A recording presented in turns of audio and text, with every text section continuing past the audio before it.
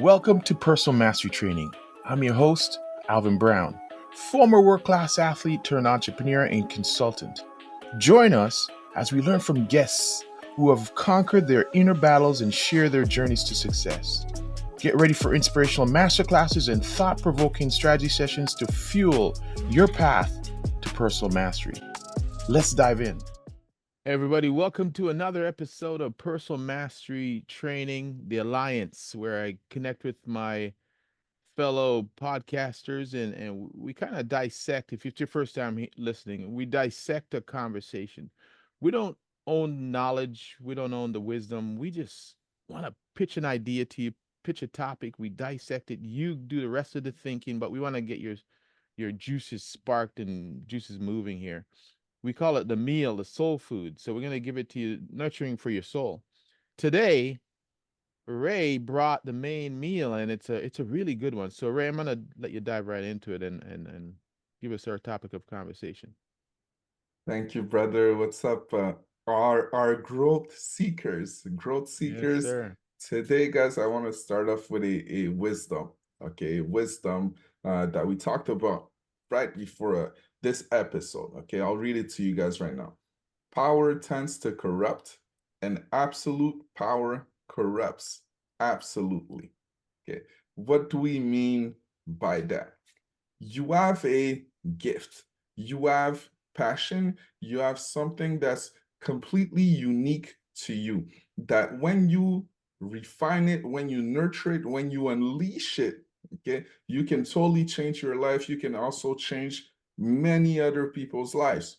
Okay, but view this gift, okay, as a double-edged sword, a double-edged sword, a sword that can cut down all that's bad, all that's unnecessary, all that's in your way, but a sword that if you don't know how to wield it, you can swing it back, cut people that you care about. You can cut yourself if you don't know how to use it. Okay. And this is the power we talk about. This is how we view your gifts. If you don't show up, if you don't do what's necessary to totally grow yourself, to be aware of who you are, to be aware of what helps you, what hurts you at the same time, your gifts can also destroy a lot of things around you. I see it as a fire. Also, this is a great example, and I'll talk about the marriage, for instance. Okay, so I like to joke around with my wife, and I tell her that she's a beautiful flame.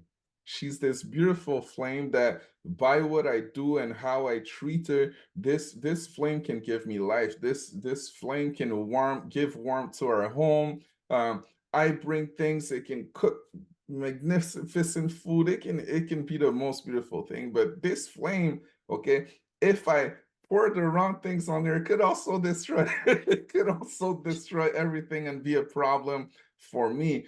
This is the power that you have for yourself. So with this, I'll pass the mic, and I'm excited to see where this goes. Yeah, it's such a great topic, and I think that we have to understand as human beings that our biggest strength has the potential to also be our biggest weakness, and we've got to be aware of that and use our biggest strength in the right ways for the right reasons all the time. And if we use it incorrectly, as you stated, Ray, we throw gasoline on that fire, then all of a sudden the fire is out of control, and everything gets burnt up in its wake. So we've got to be cognizant of that. And if you really take some time to think about that, you'll realize how much your biggest strength helps you, but you can also see how your biggest strength can also weaken you.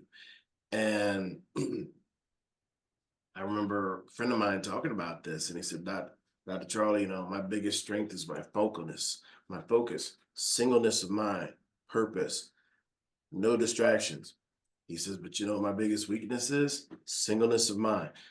All these things that are happening that I need to be aware of. Oh, I'm head down, right? So he said, I've got to manage that in a way that when there's significant things going on in my personal life, I've got to pause my business mind so that I can address what's going on with my family or my spouse or my children. And then when I've addressed those things, then get back to focus, right? But we can sometimes be so one-dimensional with our gift that it actually hurts us and the ones around us. So with that, I'll pass the mic. All right, all right, all right. So power tends to corrupt and corrupt. Absolutely. Yes. I'm going to go back to one of my favorite poems that anybody who knows me well, they're like, oh, not that poem again. But I'm going to say it because it's Our Deepest Fear by Marianne Williamson. She said in that first, there's so much depth to this thing. I mean, I could unravel this thing for ages. She said, our deepest fear is not that inadequate, that we're inadequate. Our deepest fear is that we're powerful beyond measure. It's not our darkness that most frightens us, it's our light, right? So when you think about that, it's most of us, our power that we have, man, it has to be so tempered and controlled. And also, it can bring a lot of fear because so 8.1 billion of us plus counting, each of us has this power. We have this power. Most of us may not use it for a bunch of reasons. One, someone's dimmed it for us through time, maybe your culture, you're someone of influence, name it. They've dimmed it for a lot of us for decades, for years. A lot of us don't discover it, maybe never discover it. But we have glimpses of this power every so often. They call it your gift. And we have glimpses of the power, but through enculturation, through whatever it is, narratives that we have in our minds, limited beliefs that's been given to us, influence, we dumb down our power and we don't use it. So that's one of the things that why the power is there for everybody. It's there. Before we got on this call, we started talking about the Wizard of Oz, and such a powerful movie. It's not just a fun movie. There's some depth to this thing. All of these characters went to find the wizard, and when they got there, they found out whatever they were searching for was ready in them. We also have that power. Everything you're looking for is within you already, but we just have to unleash it. But it comes with a cost. It comes with a cost. We've seen it. We see it all over the place. We see it every day, and especially today with the stuff going on in the media, with celebrities being found out, casting couch over the years. I mean, these things are being found out now because the platforms are allowing people to get behind the curtains and see things and post things, and history's coming back and to nab us. So, um, great power comes great responsibility. So we have this power, but a lot of people say, "Oh, I'm shy. I'm just introverted. Don't expose me." People, what are those fears that we say we have? Snakes, spiders, and public speaking is up there. Death, public speaking, it's up there. Because the problem is a lot of us, it leaves us vulnerable when a lot of people can't even take a compliment. They, oh no, no, not me. This get really introverted and embarrassed over too much exposure. Oh my God. Because behind it is a couple of things. One, you're going to discover that I'm great, and it comes with demands. You may know there's a demand behind it, like showing up great every time. People expect to be great every time, so people kind of make that a big deal. Or you're going to find out that I'm an imposter. So I don't want to show up.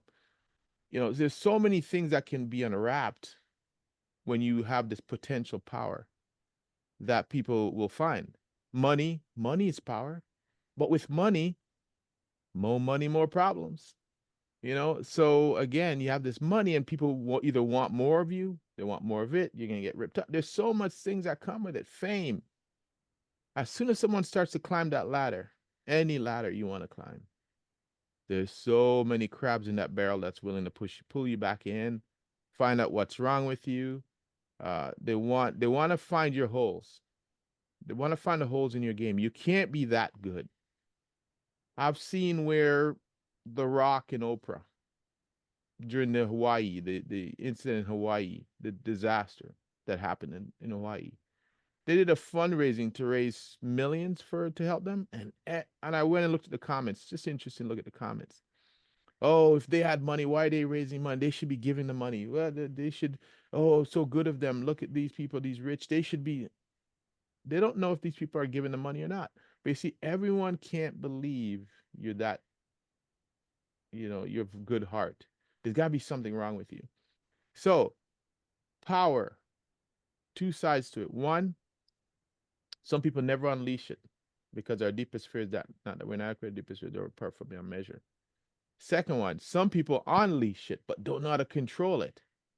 Now they're a wrecking ball. Look again. We just have to go to the media to look and see what happens when power is not checked. One of the worst things you can do is not have somebody to check you, tell your breath stinks. Not have somebody to on have no one to check your power. Oh my God, you lose. The line, it's gray now. There's no black and white. It's gray. You start pushing boundaries. You start to go over things, and it's only when it hits a fan that you realize I've gone too far because no one checked you.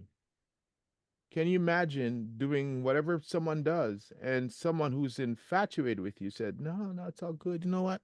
I'm gonna look the other way, man. I'm gonna look, don't worry about it, man. I got you. I got you. Don't worry about that. I got you. I'll cover that up. I'll cover that up.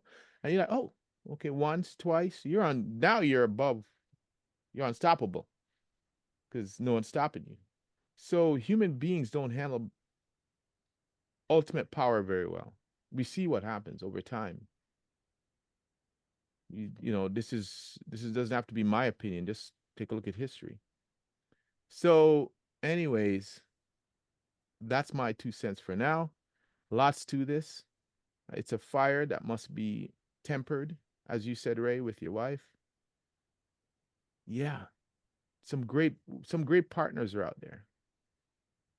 But it's how you nurture that fire that keeps them there, right? That how does it work for you or work against you? And with that, I'll just pass that mic over. The thing about power, and we've all experienced this, all of us, is that when let's say you are in your infancy of becoming a master of your power, which is really what we want ultimately. We want to be able to master our power and be able to use it when required and on command, right? And on command. But when you're getting to that, what happens is that you see flashes of your powers. You see sporadic, instances where your gifts show up. And I wrote it down because they're uncontrolled, right? And they're also, I call them instinctual reactions. Okay? It's within you, it's a reaction. Now it comes out, and now you see, oh, wow, I'm capable of this. I'm capable of this. But when I actually need it, am I prepared to be able to use it? Okay. Or is it always sporadic? Well, when you get to a level where that power has been nurtured, has been prepared, it can become controlled, it can become sustained, and this is where great things happen through conscious action. Okay, through conscious action. So you go from just instinctual reaction to a conscious action, and now it can be replicated at command and at will when needed. Okay, we've all seen these movies, right, where you have a young superhero that just or look at Spider-Man, for instance, right? So he gets bit by the spider, and now he ends up climbing on roofs and things like that, but he can't control it. He can't control it. It's totally all over the place until he really works at it, and then he becomes Spider-Man. But the important thing to know is that he's not Spider-Man 24/7, right? He's not Spider-Man 24/7 because there are moments when he's required to be something else. Okay, to be something else. And that's when your power can also destroy everything, when you don't have that awareness of when it is required, because there are times and moments when your biggest superpower is required, and there are other times when it's not. Okay, when it's not.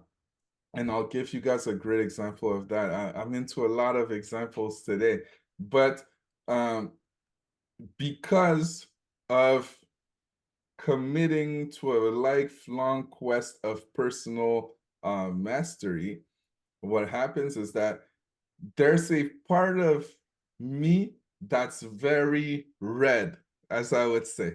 Okay, by red, I mean when you put me in a highly competitive situation, my eyes kind of flip. I don't talk so calm anymore. You know, I'm in it to win it, right? And yesterday I was at the park with my son, and for different reasons, this thing in me has been activated this week. Maybe it's fall, it's getting closer to playoff time for football season. It's just activated at this point. And I could tell, okay, there are moments when, especially if I'm just playing soccer with my son, I need to tone it down.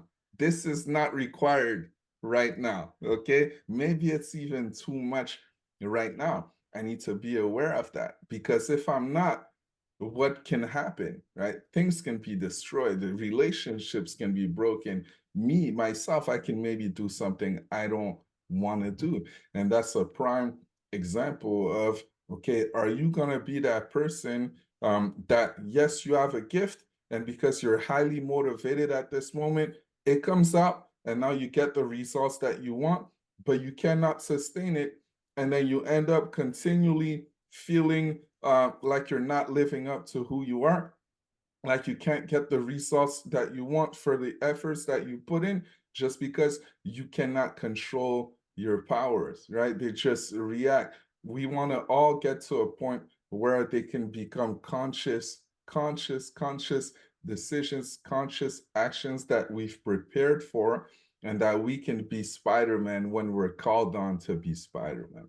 And with that, I'll pass the mic. I love these examples that you both have given. And I want to, you think about the conscious part that you just spoke about, Ray, and then I want to tie in something that Alvin talked about with The Wizard of Oz. And that was one of my favorite movies growing up as a kid, watching that. And then I'm here in the States, in Kansas on top of it. So that's where the mythical story started, in Kansas. But there's a scene in that movie towards the end where they're in the big hall and they're talking to the wizard, and the little dog gets away from Dorothy and goes and grabs that curtain and pulls it back. And the wizard's like, pay no attention to the little man behind the curtain, right? And it's funny, and we all laugh and this, but it's such a huge metaphor for life, because when we hide behind the curtain, right? You know, metaphorically, when we hide behind the curtain and we use all these props, you know, all these facades, we're going to stay that little person.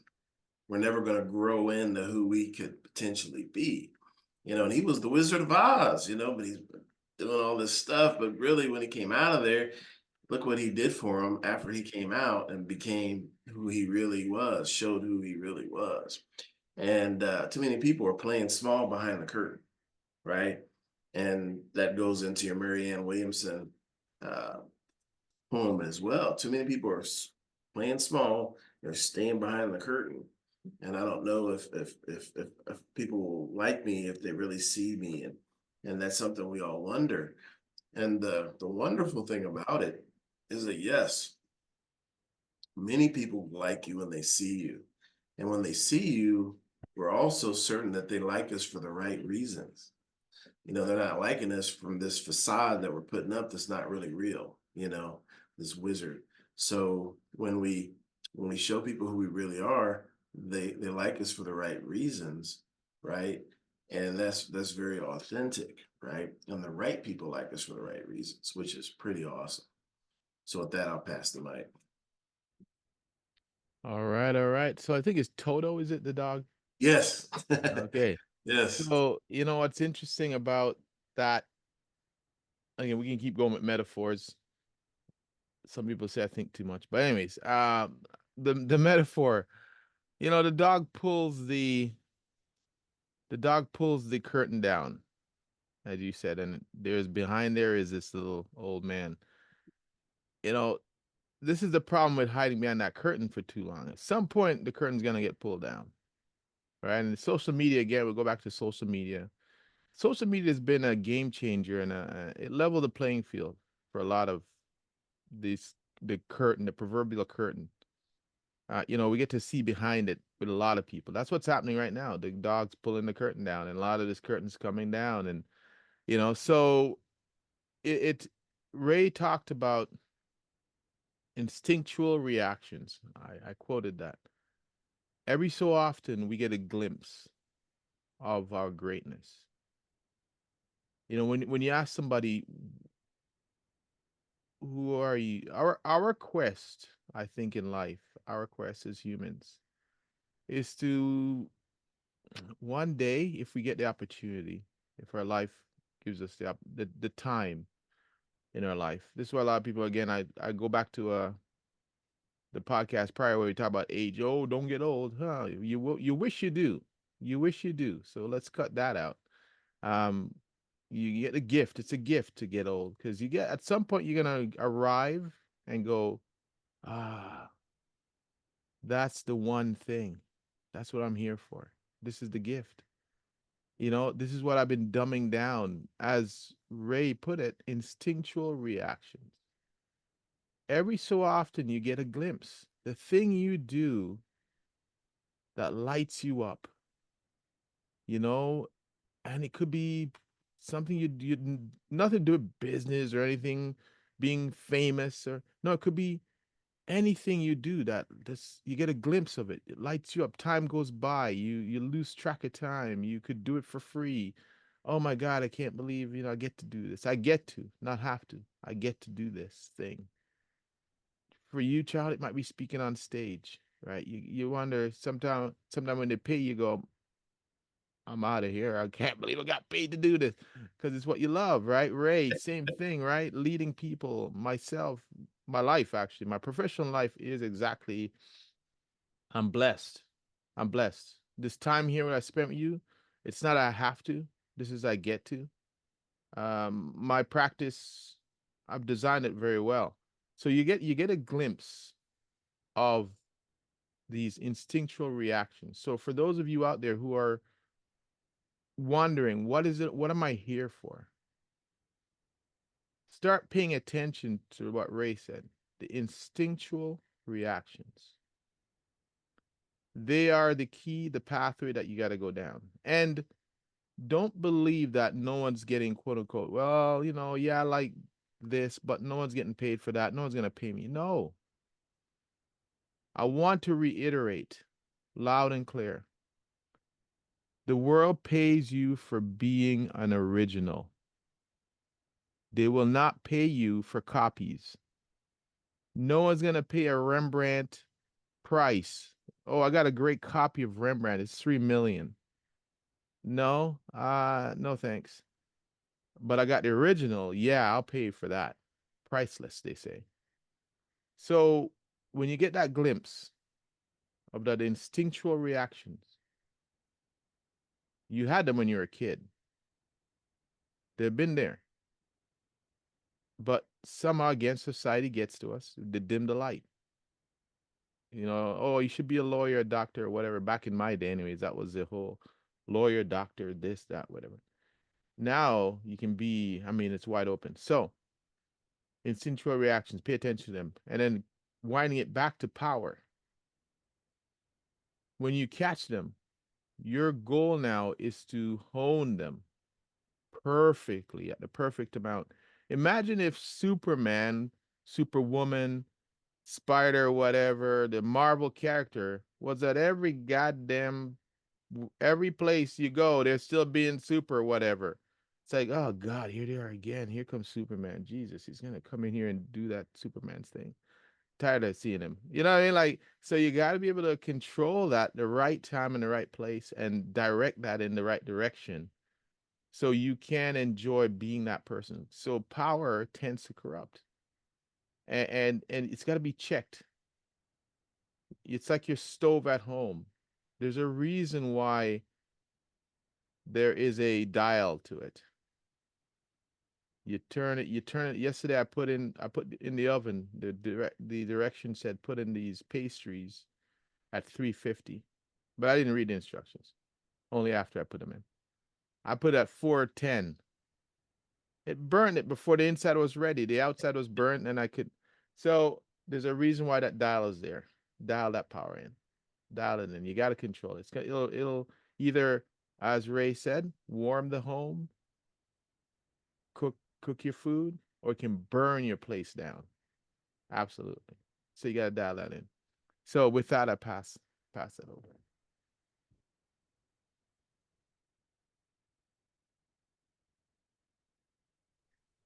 Ray, let's give it to us. Ray's here, but let's unmute that. All right. I'm here. I want to talk about expectations. Right before we got on the episode live, we were talking about that, where we all have to understand that everyone is making their own assumptions and expectations of you, okay, when they look at you, and you're doing really the same thing to yourself, whether you know it or not. I've said it often, okay, but it's something that was told to me so many times, okay, back as an athlete. Potential gets you fired, okay? Potential gets you fired. Your glimpses, okay, of your powers, of your gifts, those uncontrollable glimpses that just show up, this is showing you your potential. This is showing you what you can do. But if I'm close to you every single day, if I work with you, if I'm in a relationship with you, I'm seeing what you're capable of, and I'm creating my expectations off of this, okay, off of this. So when I need you to be this, can you be this? Because this is where my expectations are right now. And we talked about social media, if you're always showing a face that's not your face, if you're always trying to live up to being here, where on a day-to-day basis, consistently, you're here, well, the world's expectations of you are here. And that's not real. That's not sustainable. At some point, you'll have to be you. And you know what? All along, the world has been looking for a crack in the armor, okay? Has been looking to bring you back down. And again, you haven't met the expectations. So the way that people view you has changed, and maybe they let go, they move on, okay? So think about that. What are your expectations for yourself? Is it enough for you in your life with what you're trying to accomplish to just have glimpses of what you can be? Is that enough for you? Is that what you expect for you? Or again, as we say, you want to be able to take that a little bit further, take that a little bit further. And I'll dive even deeper into this, okay? Because what you consistently do and how you consistently shows up also in your unconscious minds shows you and makes you believe of who you are, what your worth is. It can bring your confidence in yourself up. It can bring your confidence in yourself down also if you consistently don't show up the way that you could when you've already seen that you could, okay, through these glimpses. That also can tell a story in your own mind. That also can put you in a place of defeat when you could be a victor, okay, where you can be a victor. So be very careful of your expectations of yourself, and know that others have expectations of you also. And lastly, the power of just being relatable, because in the end, we're all human, right? We know that. None of us is perfect. I think what's the most important thing is to be yourself. Okay. And yourself in all facets. There's great things. There's also things who aren't so great.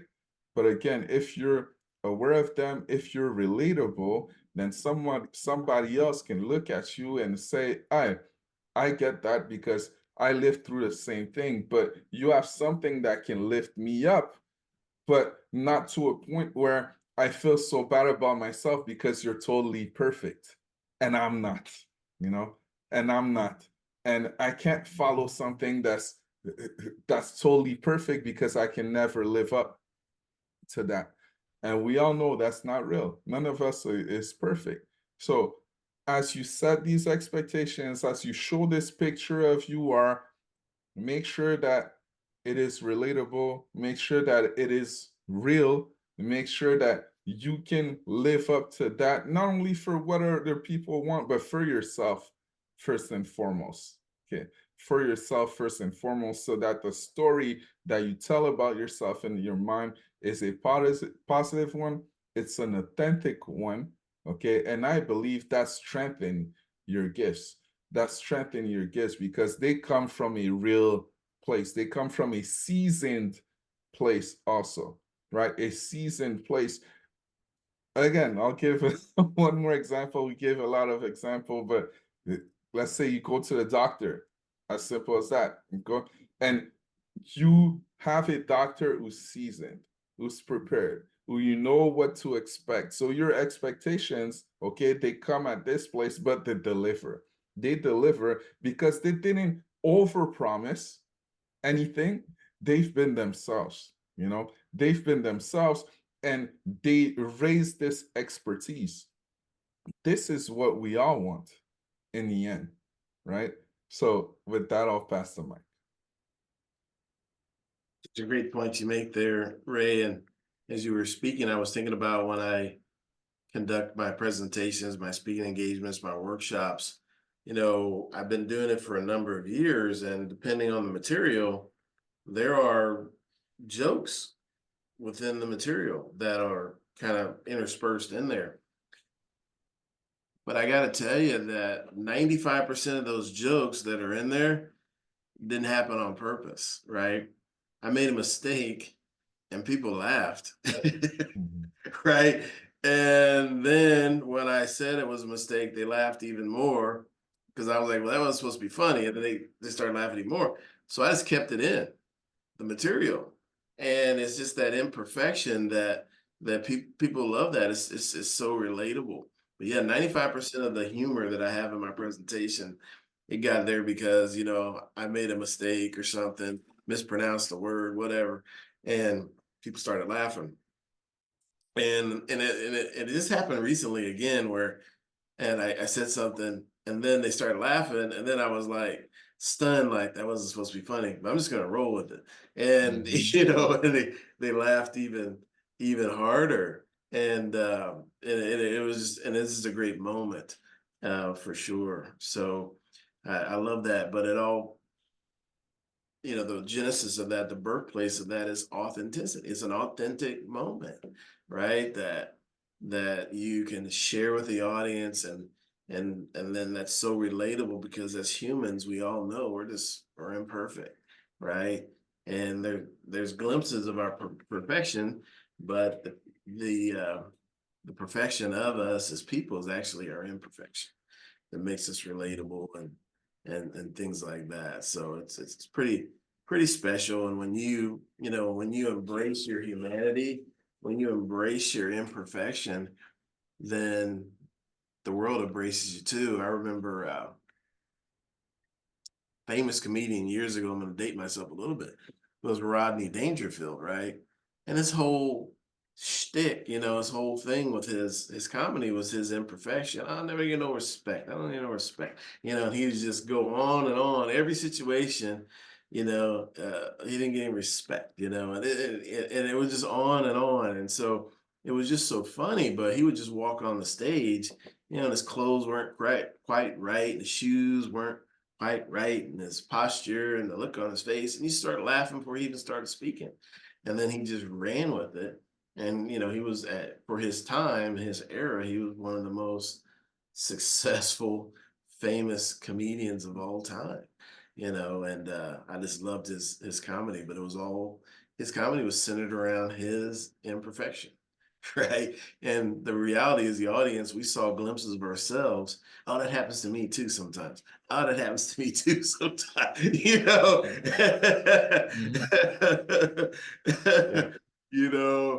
He's talking about flights, and people very rarely talk about their smooth flights, right? They talk about the flights they've had where it's been kind of rough and rocky. Mhm. And so you can relate. And he told a story about, yeah, it's never nice flight, smooth flight. It's always, we're gonna have to bypass LaGuardia, He's saying Mhm. it's Mhm. something like that. Mhm. And we've all been on, when it happens to us, we feel like, oh man, this never happens to anybody else. Every time I get on the plane, there's a delay, there's bad weather, there's no food service because the Mhm. turbulence, we think that in our mind. So it's just so, Mhm. but with that, I'll pass the mic. Yeah, Mhm.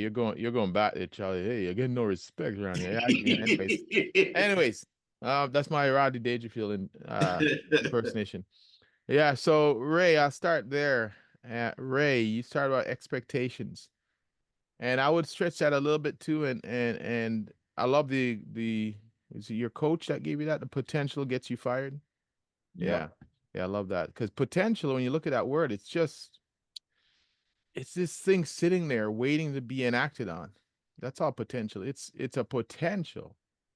It's something waited to be acted on sitting there. So a lot of us unfortunately go to the grave with potential, not really ignited yet. So um some things in you are great, some things in you. So Ray, this is a quote, I just quickly put it down here, and he said sometimes some people can see something's great in you and some things in you are not so great. But I would say something in you are more human in nature. Because those great things are the potential ignited, and then there's a time when you are Clark Kent again, and you're more Clark Kent than you are Superman or woman. So um, yeah, we get that humanist side. But here's the thing: when you're in alignment, I wrote here, when you're in alignment, you don't need to be anymore. You don't have to even show up beyond your potential. Because if we met Muhammad Ali, if we met anybody great, anybody that you think is great, and we met them, we don't ask them actually to be any more than what we just want them to be them, what we perceive as themselves. And so I think, when you can align yourself and find out who you really are, I think they're showing up. It's such a pleasure, right? Because we rarely see people who are, again, I go back to the reason why we pay celebrities and stars ridiculous money because they're being themselves, whether it be a soccer player or whatever it is who's getting almost $1 billion now. We're paying them to be more of themselves. That soccer player can't pretend to be good. It doesn't last long. They are just good because they're showing up and unlocking their potential, their gifts, and we're paying them. And then I'm going to finish with this. Charlie's quote says, when he has authentic moments on stage, it really comes through.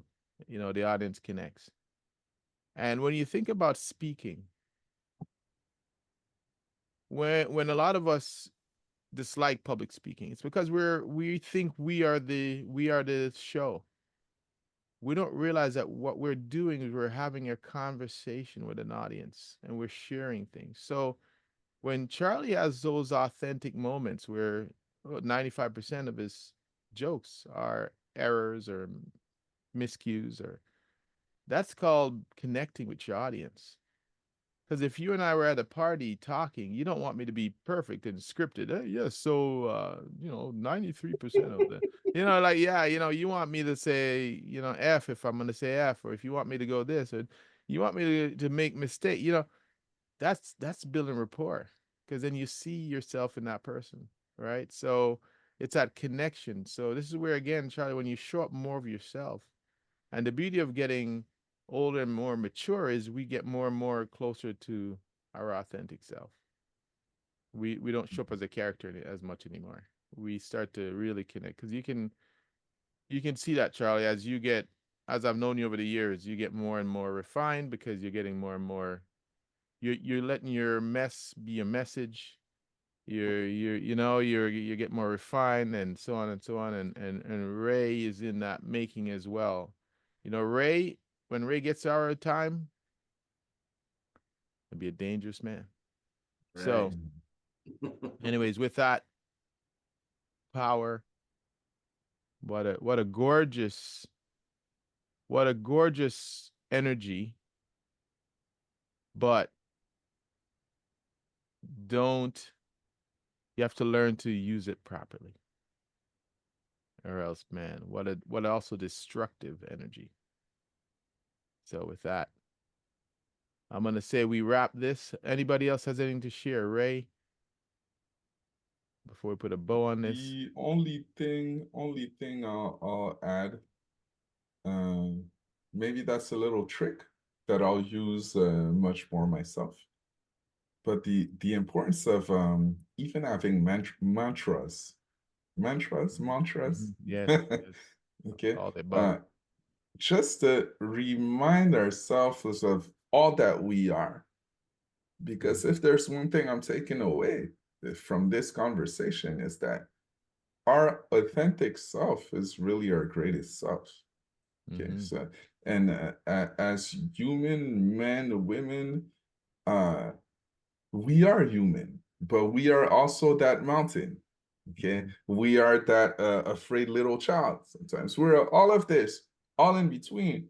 But if we align it authentically, okay, uh, without resistance, and we just be what we're supposed to be and be who we can be, I believe, as we all said in The Wizard of Oz, everything is already there. It's really different pieces of the puzzle that are all over the place. And as you pick them up, put them together, a masterpiece happens. And all of us are exactly that. And I think that's awesome. So that's my takeaway. So mantras, maybe just to remind us that we are all these things and that we can say it to ourselves, just to keep us in line, just to remember that, because I truly believe that every single day when we leave the house, if we're not intentional, we really forget. Human beings have like amnesia, really. We just forget what we already know. And personal mastery is about remembering so we can reactivate it and put the pieces together. Charlie, I know you're gonna say it, but I'm gonna jump in here real quick because I got to get this out before we go. Ray, so okay, so you give me another thought. I'm watching renovation shows and shows like This Old House, where they find an old house and they strip it apart and they find floors that were beautiful floors that were covered up by carpet or whatever it might be. Or I'm thinking of this beautiful one I saw yesterday where there's a fireplace hidden behind, and they found this fireplace. So I'm wondering now, Ray, with that statement you just made, is our job as humans not to find our greatness, but to actually take away the stuff that's been put on top of it? Because if it's already within us, right? And we agree with that, and that's a fact. That's not even like, oh, Ray's opinion. This is a fact. We already have greatness within us, and it's called our authentic self. But over years, people put carpet down, they've put new walls in, they've stucco, they've done all these things, and now we have to go to the old house and start stripping it back and forth. Whoa, there's a beautiful wood mahogany floor underneath. There's a beautiful structure on this wall. Look at the foundation, the crown moldings that were under there, and all these beautiful things were already under there. And now we have to strip away. So the whole goal then is not to go find ourselves, find something out there like it's outside. It's to unwrap, uncover what's been put on top of the greatness that's within us. So, wanted to say that to end my time. Charlie. Yeah, and then to piggyback on what you both have said, sometimes that uncovering is uncovering a mindset that's not serving us, right? Mhm. When you think about being on stage, and if you think about being laughed at while you're on stage, people will be mortified. Oh, they're laughing at me. But the reality is that's the incorrect mindset. The correct mindset is no, that's a beautiful moment. They're connecting with you because they can relate to you because they see themselves in you. And Mhm. they're laughing because they see themselves in that situation. Amen. And I remember one time having a slide, and had a speech and had all these PowerPoint slides. And then anyway, I had like 3 different topics that I was covering, 3 main points. And that transition from the second point to the last point, it just wasn't smooth. And so I just couldn't, I want to make that smooth. I don't want to make it clunky. And so slept on it, nothing. I'm in the shower getting ready to go. Then I was like, oh, I know the exact. So I get out of the shower, dry off, I go, I find the right picture, I put it in there. Perfect, ready, smooth transition. So I get to that point in the speech, and I told that very story. And I said, you know what that idea was, a transition? I can't remember. I don't know. And I just moved to the next, and the whole place erupted in laughter. But so many people came up there and said, and it made me feel so good that even you can forget what's supposed to be said about a slide. That's great. They loved it. So, but if we have the wrong mindset, we could be mortified and freeze up. And oh, my speech is terrible because I forgot what I'm supposed to say. It's okay. Tell them you forgot and see what happens. Mhm. They'll laugh. They're like, thank God it happens to you too. Right.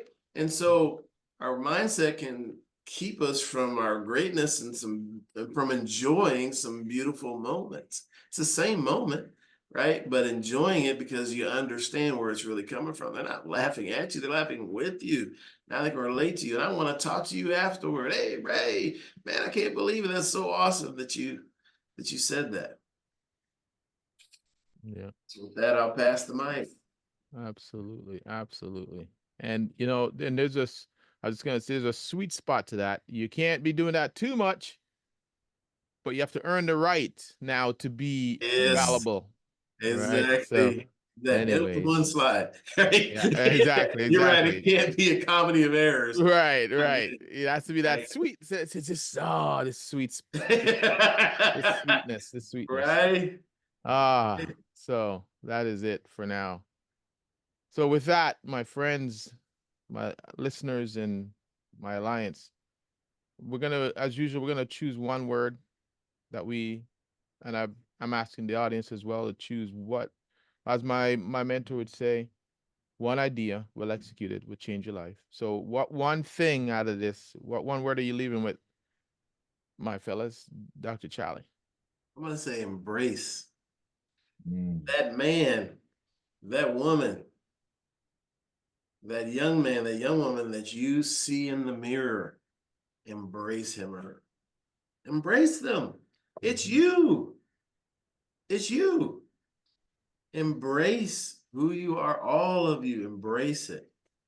And you'll be amazed when you embrace yourself and you walk out into the world and you walk out into the public, they will know instinctively that you have embraced yourself, that you are comfortable in your own skin. And that's like a magnet. Mhm. Love it. Love it, Charlie. I'll steal this one from Alvin. You finished your last sentence that you spoke about with this. For me, it's 3 words: earn the right. Earn the right to be Superman. You know, do the little things. Earn it. Earn it for yourself. Earn it for others. Earn the right. Love it. Love it. Amazing. That's a whole other conversation. We'll talk next time. The what I would then leave with this old house. I'm gonna leave with that because that's another powerful one I want to tease out a little bit actually, because the bare bones of what you have is absolutely beautiful. Someone over the years moved in and covered it up, or something else has happened that has put molding on it, carpeting, unpack it. It's already there. It's beautiful. I know it's beautiful, and let's shine it up. All right. As Jim Rohn would say, they're not making new antiques. So let's go to this. All right. Let's do this. Ray, thanks for this bringing the main meal. And I hope Thank you you. all listeners enjoyed it. So before we go, we always want you to do 3 things before we leave to nurture your soul. We want to send you peace, Peace. a whole lot of love, Love. and a little sprinkle of your version of soul. Soul. All right. All right. Okay. So we will see you all on the next episode. And everybody have a, by the way, it's Thanksgiving here at the time of this recording in Canada. And I'll say I'm grateful for you all on this call. And I'm grateful for my listeners and supporters. And let's grow this community. Absolutely. And down here in the States, we're grateful for our Canadian brothers and sisters, and happy Thanksgiving to each and every one of you. Amen. Thank you, brother. Thank All you. right. Bye, everyone. Grateful.